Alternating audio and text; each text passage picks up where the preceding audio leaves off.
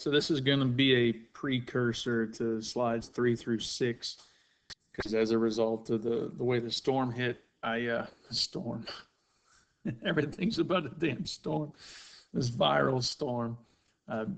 We're going to start with these two, then you'll pick up the next video at slides 3 through 6 from chapter 17. So one of the questions we have to consider leaving Darwin behind us is, only temporarily, honestly, we have to consider what the evolutionary unit is.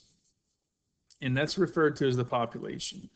So a population of individuals living in one place at one time is what's going to evolve independently from a population of individuals living in another place at another time. So inside of that population, there's a number of genes. If one of those genes leave, the population is changed. If another gene comes in, the population is changed. So it's all about what happens inside this group that drives the evolutionary process. We'll discuss a little bit about how mutations contribute to overall gene pool expectation, right there. And then we're going to talk about this thing called speciation. And that is the act of a new species emerging from a previous species. So two really important facts, 1 and 2 here, is that nobody really realized how important Mendel's work was at the time of Darwin. So you remember that Darwin's going through this period of recognition in the 1800s, middle 1800s.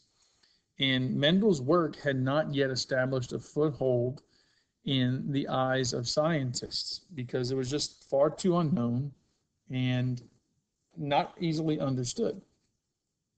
So what's really critical to evolution, as you guys remember, is that heritability, or the idea that traits are inherited from previous generations. We get our traits from our parents, right? So they're passed from one generation to the next. So he didn't have any idea how that happened. He only knew that it did because individuals matched to a degree their parents, but no idea that meiosis created so much variation. And Mendel's work gave us the ideas of meiosis. If they had had that, he would have realized that varying genes emerge from various episodes of sexual reproduction in the process that we call gene shuffling back in the fall there, okay? And because of that, Darwin could not predict why individuals varied. If two individuals gave rise to an offspring, why was it not exactly the same as the individuals before that? And then over time, if one group gave rise to these two individuals, then another breeding pair gave rise to these individuals, why were sometimes they the same, or why were sometimes they different, right?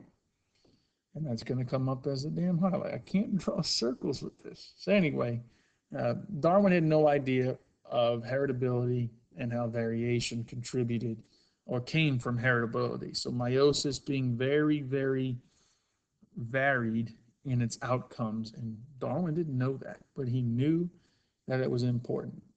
So go ahead and pick up the next video, which will take us through slides 3 through 6.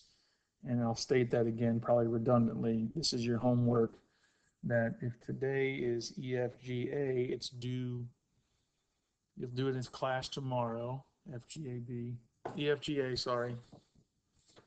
This is terrible. EFGA was today, tomorrow is BCDE when you'll do the work, and the assignment's going to be due on Monday. I'll have it all in the assignment. Talk to y'all later.